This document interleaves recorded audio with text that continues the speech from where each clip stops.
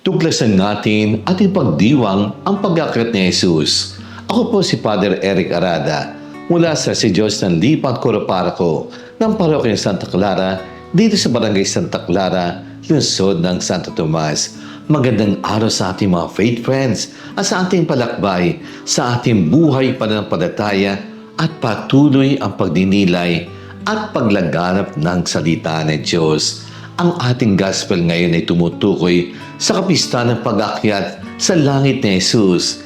Isa itong napakalaking kapistahan ng ating simbahan, pero parang ordinary lamang kung ipaghambing natin sa Pasko ng pagkabuhay. Dapat muli natin pagnilayan ang kaganapan nito. Ang pag-akyat sa langit ay pinagtitibay sa lahat ng mga kredo ng simbahan o yung sumasampalataya. Ang pinayod nito ang ilang makapangyarihang katotohanan. Una, ang pag-akyat ay tungkol sa pagbabalik ni Jesus sa kaluwalhatian ng Ama at kung anong ibig sabihin nito para sa sangkatauhan. Ang pag-akyat niya sa langit ay nagpapaalala sa atin na ngayon ay hindi na siya sakot na anumang bansa. Siya ang Panginoon ng lahat ng bansa. Hindi na siya nakatali sa isang wika, kultura o lahi. Bawat bahagi ng mundong ito ay napapalab sa kanyang pagtubos at kaligtasan para sa lahat ng bansa. Ikalawa, ang pag-akyat ay hindi lamang tungkol sa absence ni Jesus, kundi tungkol sa uri ng presensya. Umalis si Jesus sa isang madramang paraan na babalot ng ulap upang bigyan diin na mula ngayon siya ay makasama natin sa isang bagong uri ng presensya. Hindi pisikal kundi sa kanyang espiritual, sakramento ng presensya. Ang ating karanasan kay Kristo ay hindi katulad ng karanasan ng mga disipulo. Nakakita sa Kanya, humipo sa Kanya, at kumain ng kasama niya. Ang ating karanasan na sa buhay na muli ng Panginoon ay katulad ng bilyong-bilyong tao na mula noon na hindi pa nakakita sa kanila mga mata, ngunit may tunay pakipag-unayan kay Kristo sa pamagitan ng pananampalataya, mga sakramento, panalangin at buhay ng simbahan. Yan ang dahilan kung bakit ibinigay ni Jesus ang dakilang utos na palaganap ang Ebanghelyo.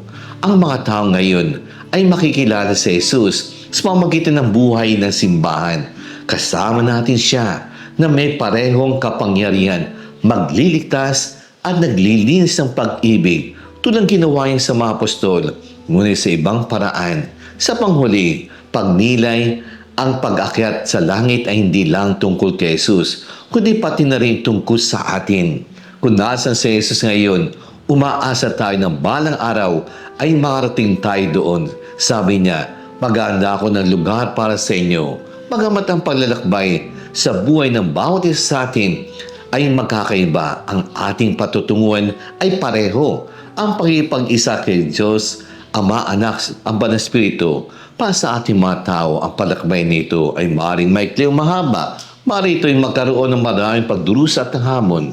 Maaari ito'y maging mahirap o maluwan. Dapat tayong magkaisang malaman ng lahat, nagsusumikap na marating sa isang patutunguhan. Meron tayong napakalaking kaluwalhatian na naghihintay sa atin upang marating sa kinaroonan ni Jesus. Ang langit ay hindi isang banyagang lugar, kundi ating tunay na tahanan. Ang pag-akyat sa langit ay hindi tungkol sa kawalan, kundi tungkol sa bagong espiritual na presensya ni Kristo sa ating lahat. Samantay naroon sa pamamagitan ng Banal na Espiritu, ngayon, ang muling pagkabuhay ni Jesus ay malapit sa atin tulad ng pagtibok ng ating mga puso. Ang pag-akyat ay nahuligan si Jesus ay nawala sa atin paningin, ngunit hindi sa ating buhay. Let us pray. Lord Jesus, you have conquered the grave and risen to glory.